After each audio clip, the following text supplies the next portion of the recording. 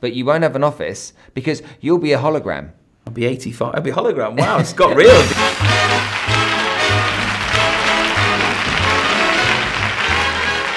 Welcome to Make It Happen TV with episode 2 with the fantastic Lewis Allsopp that we have here. Hopefully you saw the last episode and you enjoyed what Lewis had to tell you about his upbringing, his youth, and really what kind of person he was, and the kind of success he had when he was a kid at school, which wasn't very much, to be honest with you. Limited. Welcome again. Thank you, mate. Thank you. you. We were talking the other day about really the attitude of salespeople in the real estate industry, the kind of negative attitude that some of them have, and how that impacts upon a business, Yes. and then the owners of a business getting impacted by that. Do you think that selling real estate is the same as selling anything else? With me, real estate is a need. It's not a want. I think I said it last time we were speaking on the interview. No, it's not, because you've got your pensions and you've got cars and you've got whatever else. Maybe in Dubai, there's no such thing as homelessness. So you either rent or you buy. So it is different. In sales, there's a need and a want. You know, people want the new PlayStation, they want the new TVs, whatever it may be, but people need a home. So people have to come and speak to us. So yeah, I'd say it's a little bit different from my point of view. So do people not need a retirement plan? Well, I don't have one. I think in the modern day, I think people use property as a retirement plan.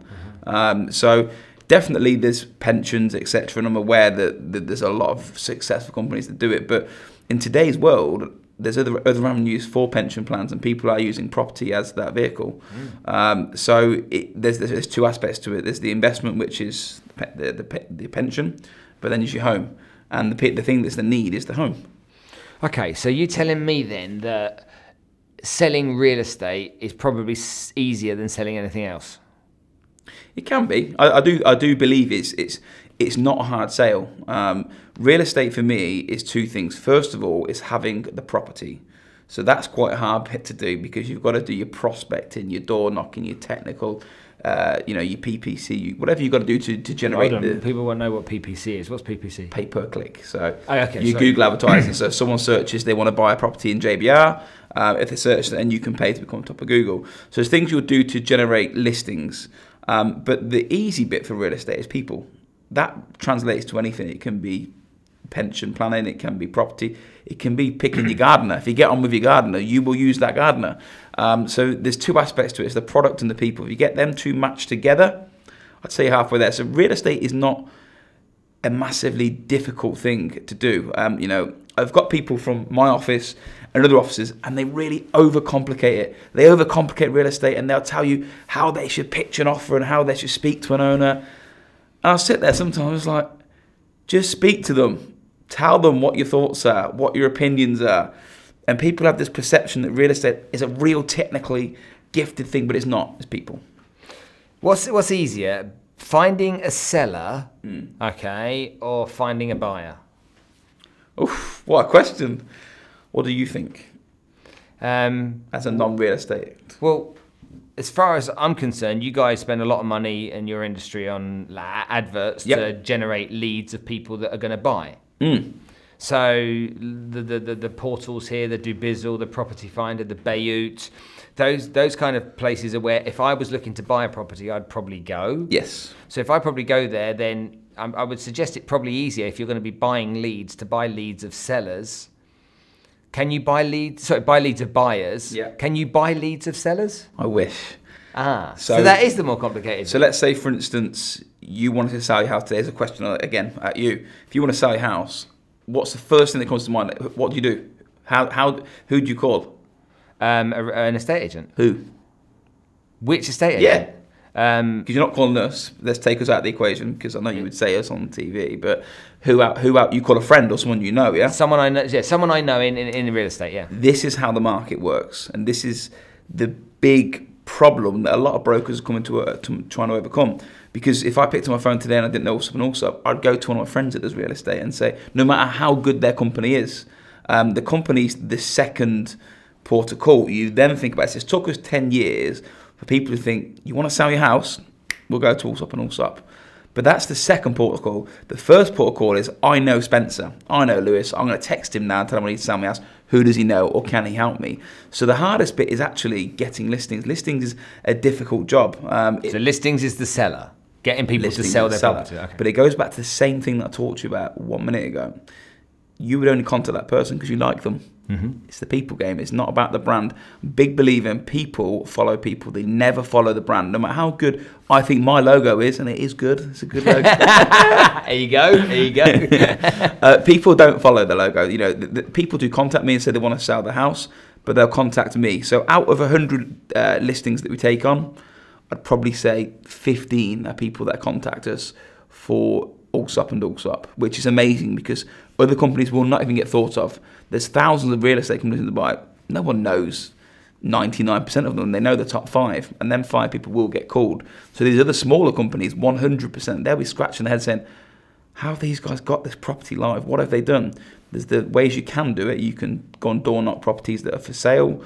You can leaflet drop, which obviously in Dubai is quite difficult to do with the security, etc. And then obviously the big thing for us, which is massive, how we generate listings. Take the tech out of the equation because that's a different aspect. But if you've got a company that has a very large database, so our database is 10 years deep. I've worked out we've spent 8 digits minimum just on marketing over a 10-year period. So it's a ridiculous amount of money. That money is all built into our system. So if you take into account all the landlords that we've had, we may have listed you as a landlord 8 or 9 years ago. At some point, you'll receive an automated email or an automated call from us. Spencer, how you doing? You were listed for rent with us 8 years ago. Is it time for a new valuation on your property?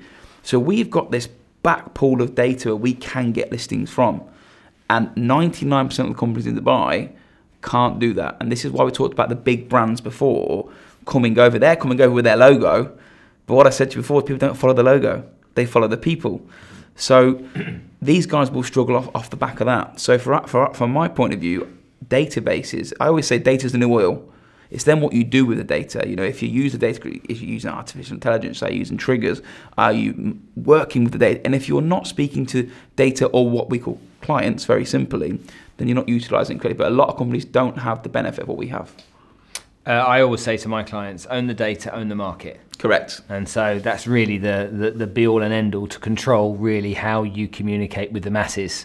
But there's such smart things to do with it now. I'm not going to reveal because there's more people listening to what we do with it and what we are planning Why to do. Why not? Because I can't. Oh, come on, give a couple of snippets away. Sitting there with their notepads. Yeah, but you know what? It's all about, you know, you'll come out with a good idea or you'll say something that you're doing because you've got a successful business. I guarantee you, of all the people that are watching, okay, some of those people are going to hear that idea. They're going to share that idea with other people in the industry maybe or other people that are selling. Okay, but the reality is, most people, and you know who you are, most people don't take action. Yeah. So they'll hear your good idea, they hear what you're going to implement, and there'll be 100 people that go, oh, that's a really good idea. Yeah. One of them will do something about it, and 99 of them will either forget, okay, make a little bit of time for research into it, okay, and give up because it's too much like hard work, okay, or, okay, say your idea's shit. But if you're watching this, is Spencer being a salesperson and he's trying to get out of me my ideas.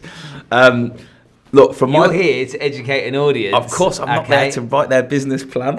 No, there's a lot of ideas that we have. Obviously. Okay, talk to me about technology. Give me one snippet. Give me not lots, but one snippet of stuff that you can do with technology that people don't generally think about. So I'm not going to give you my main one because this will blow the market open in about 6 months. I'll tell you off camera and then you'll probably say it on the next episode anyway. I will. He will. I will. I promise you I'll find out. I'm just going to find out and I'll tell you what, no matter what, I'll find out and I'll let you know what it is. I'm just going to say something really bad, like give all your clients to Allsopp and Allsopp, that's the technology. Yeah. Look, so simple idea. Other people won't be able to do this one, so I'm happy to share this with you.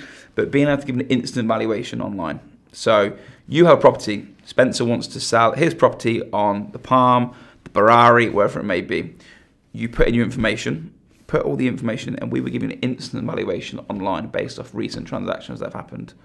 So we're using technology, and off the back of that... Oh, so you're taking into consideration transactions that have happened in that geographical area of the same type of property to give you a ballpark estimate of the value of that property. There'll be more tech involved in it. They'll take trends and, you know, your buyer information that you have based off what the value was versus what the marketing value was versus the sale value. There'll be other trends put into it, but this type of technology, we go back to why I use Deliveroo. The only reason I use it is because it's so easy, and there's no real place at the moment in the market for someone to be able to go, do you know what's my house worth? What do normal people do? They go on Property Finder, they search what's available in the market, but it's not real life data. It's not real sold data. So if you can create some tech like that. Hey, you know what? People don't think about that though. Buyers out there, sellers out there, and those of you that are sellers that are watching this is important information for you. They don't look at Property Finder or Bayou or one of these others. Go on those sites and look at a property that's identical to theirs and look at the price and think their house is worth any less than that. So sold data is really important here, because what something's for sale for is irrelevant, isn't it? This is the problem with Dubai at the moment. That's being rectified by some of the portals and trying to create real listings, because we've had the issue for years where people are putting listings on for something that's worth 7 million and they've got brokers listing it for 10 million. And what happens is Spencer sees the property and goes, well, actually, people have got it listed for 10 million. And until you show them what it's worth and what it's actually selling for, they believe in what's actually put on the internet. And like you said, they're not looking at the sold data, they're using the marketing data. And then they come and knock on your door and they'll go, it's been on the market 6 months, why has it not sold? So, we have to use, I'm a big believer in using data, using what we have, information that we do have. And, I do believe that over the next few years, we're going to innovate this market beyond what I think anyone can do with the information we've got, the resources we've got. And there's more technology which, I will share over the next 2 or 3 months, because we've written the checks out to the tech companies already to get it all started. So it's all happening at the moment, and I do believe that technology will be a massive part. I think I said in your interview before, it's probably 60% tech in the future, 40% people. Well, let's just go to that, because if we think about that whole, does it make a salesperson obsolete? Yes. I think that in some industries, salespeople have already become obsolete, particularly in retail. Well, you look at the high streets now. Yeah, absolutely. I've just been to London, New York, and I'll tell you what, there's some places in Dubai at the moment, where one of our offices at the moment, new one we've just opened up, there's still boards there. They should be rented by now. New York, you go down 51st, and there's for rent boards there. You go to SW1, and you see people, that shouldn't happen. That is a high street, and this is a big issue at the moment, because your companies like Amazon, you're talking about obsolete companies. I was talking to someone yesterday at a family barbecue, mine the other day, and I was talking to someone about technology and how it's affecting the high street and people's jobs. And I said, I sat down and I listed the things I'd ordered from my house. So I ordered some protein bars. I know, yeah.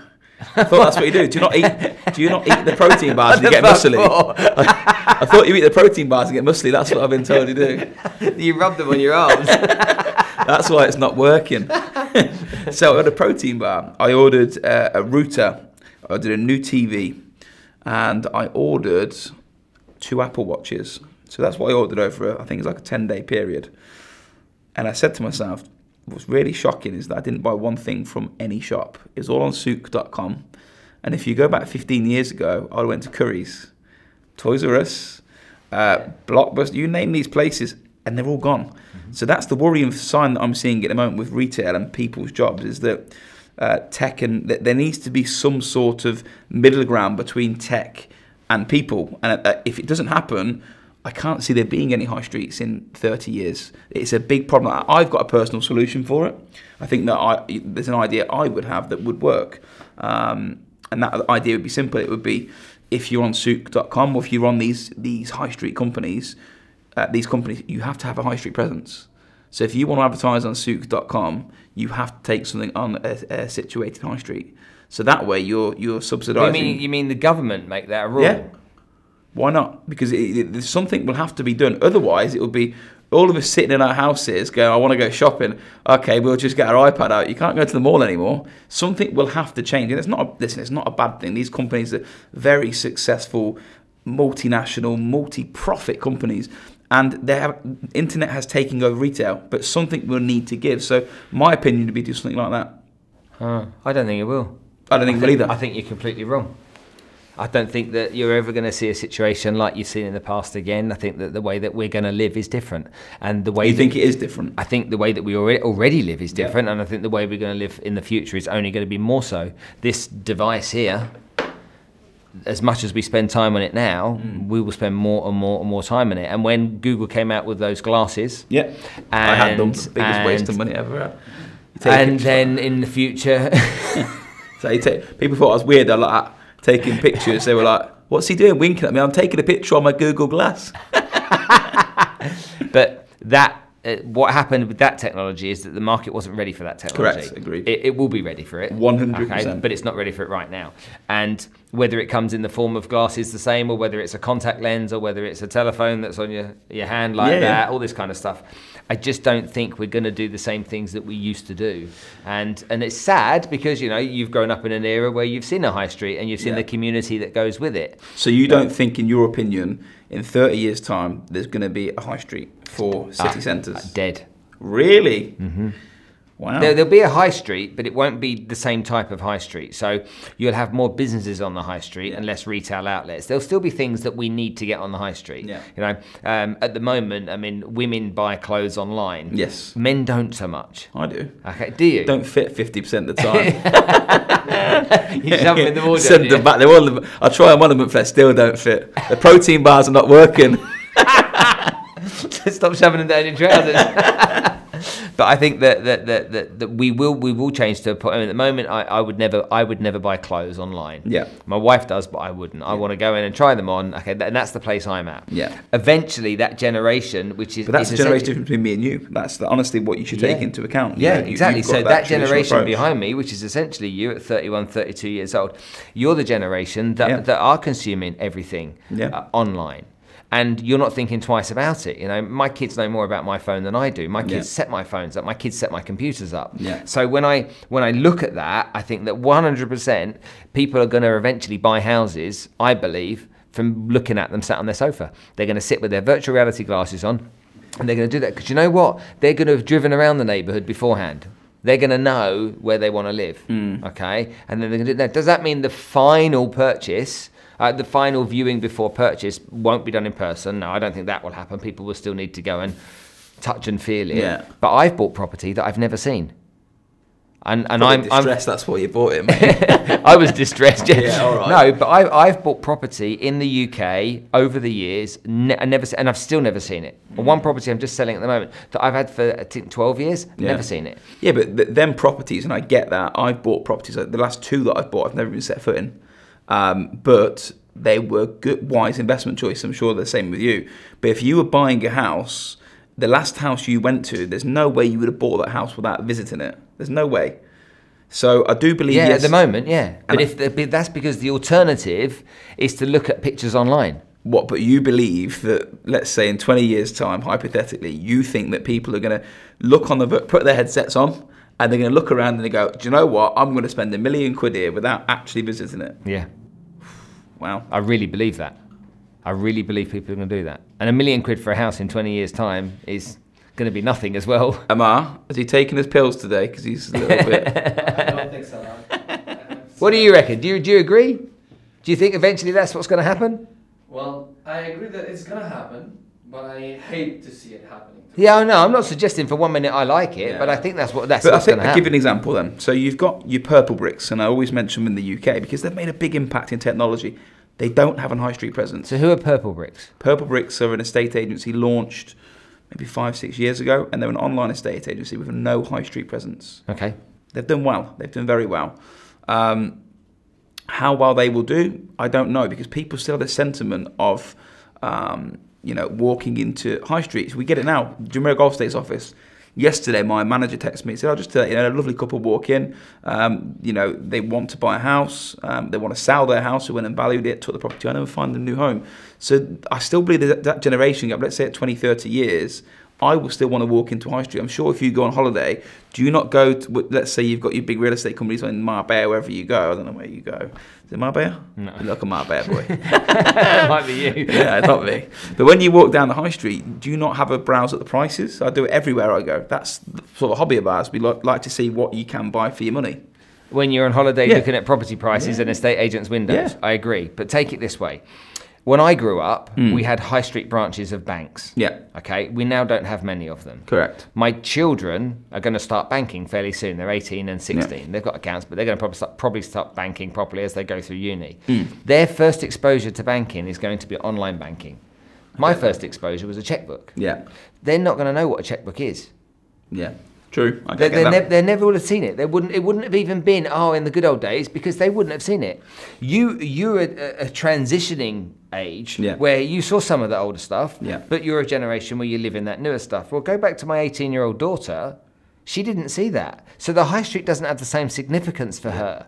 She wouldn't often go to a high street. People don't want to queue. Do you know what I mean? That's the honest truth. Over in Dubai, if you want a credit card, people come to you. You know what I mean? So I get there's a time aspect, and tech is definitely part of that. But if I've ever got a mortgage, bought a car, whatever it may be, the tech will be amazing. But at some point, the person needs to interact with that. But if you don't know any different, if you don't know that you can go to a shop to buy glasses, you only know because that's what you've been taught since you were young, that you buy your glasses online, then you don't say, I'd prefer it if I could go to high street. So what's going to happen to all these people then that have jobs? What are they going to do?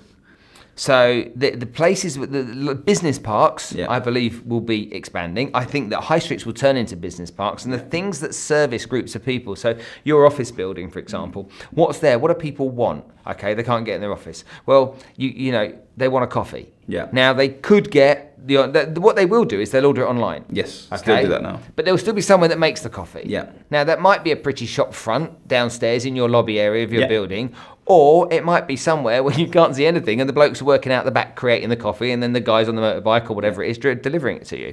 So the things that people need, our food we're going to need, and our coffees we're going to need, and stuff like that, there's still going to be people that bring that through the door. Yeah. Okay. Some of us, what you'll find is in the future there'll be these. Have you ever been to the Burlington Arcade? No. Just off Bond Street, where they sell all the second-hand watches? I have been there. Okay, I have. This is some kind of like old-fashioned, traditional, beautiful parade in London, where you go and you see lots of kind of antique-type stuff. And I think that kind of thing will become novelty. What, like estate agents? Like, we walk through there. It's a novelty. Look, they're selling houses in there. You're sitting there with grey hair and a long beard. Please come in. Spencer was right 20 years ago. But people will, for the benefit, like classic cars, for the benefit of nostalgia, they'll exist for those reasons. But the other option is going back to we talk about. I do believe that offices do need a premises. You know, a business needs a premises. So, well, yes and no.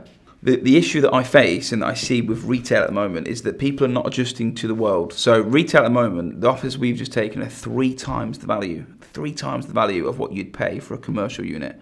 So your retail, ground floor, passers-by walking in. Commercial, it's in a building, it's in a warehouse, wherever it may be. There's no real value anymore, except from me talking about the couple of success stories I've had.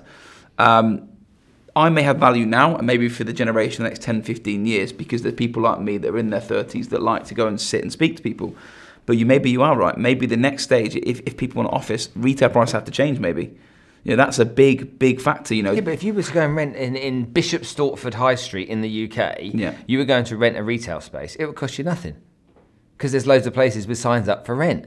So there's loads of competition. Stubborn landlords are where we are at the moment. It doesn't matter about the landlords. The simple fact is, you know this because you know every person that sells a property paid for that property. What someone's willing to pay for that property. I know, but what I find with retail is they're owned by big companies. These big companies do not budge on their price, and this is why, you know, when they're in prime locations, and I think it will be a problem for them, is that they will say, I want £100 a square foot. People are not paying that; they're paying 50, but they'll happily leave empty. This is Dubai. I see it with landlords. Landlords that have got cash properties, you can offer them 5,000 dirhams below what they're asking. I'd rather leave it empty. And you've got, mate, it's been 6 months. You've lost 6 months. I don't care. I want that $5,000. So there's that stubborn factor when you're at that level, and I believe that's where a lot of the retail market will be at. But that's the law of economics at the end of the day. People that are stupid doing that aren't understanding maths. Eventually, the time will come when they got to pay the bills. You know, the X is better than nothing. You know, so I think that's the case. I just think that the way that we perceive things is different. I think that you talk about people needing a premise. Yes. I mentioned downstairs earlier on to you about Heather Wild, who was at Evernote. Heather took 5,000 users to 100 million users. Yeah. Whilst living out of a RV and traveling around America. Yeah. She didn't work from an office ever. Yeah, but that's at the moment, that's a pure tech company, isn't it, Evernote, really? Well, okay, fine. But what I'm trying to say is more and more companies are going tech savvy, which means more and more roles within companies are going to be tech focused, which means you go to Marks and Spencer's now, you scan yourself when you walk out yourself. Yeah. So I get it, it's a peopleless environment. But going back to your Marks and Spencer's, we will always go back and forth on this. They still need a shop for people to walk into.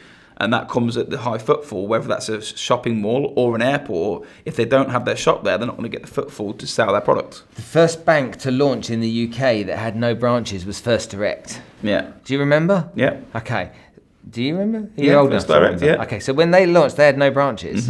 They have been a hugely successful business with no branches. Yeah. There will come a time, and it may not be in the next 10 years. I think it will, but it may not be in the next 10 years. But there will come a time when people don't know how to do it any different than the way that tech says. Yes, I think the trade-off, Spence, and this is the thing, is that imagine running my company. So in my head office alone, there's 150 people.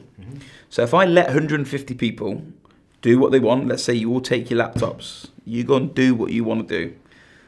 It's no longer a structured company, which means the success doesn't come with that. So I, at the moment, cannot rely on tech because I do believe in people, in synergy. I believe in the feeling and the training. There's only so much you can learn online or reading a book, where when you're actually in an environment, I believe that you can learn a lot more. So I do get what you're saying, but I think that if you took my company as an example, and you spread that out across, let's say there's a big company in Dubai, and this big company lets people do what they want, and they've got a big brand and a big logo. They don't work well. They don't succeed. They're nowhere near my level. Because it's what you understand today. Agreed. It's what you understand with your business today. Agreed.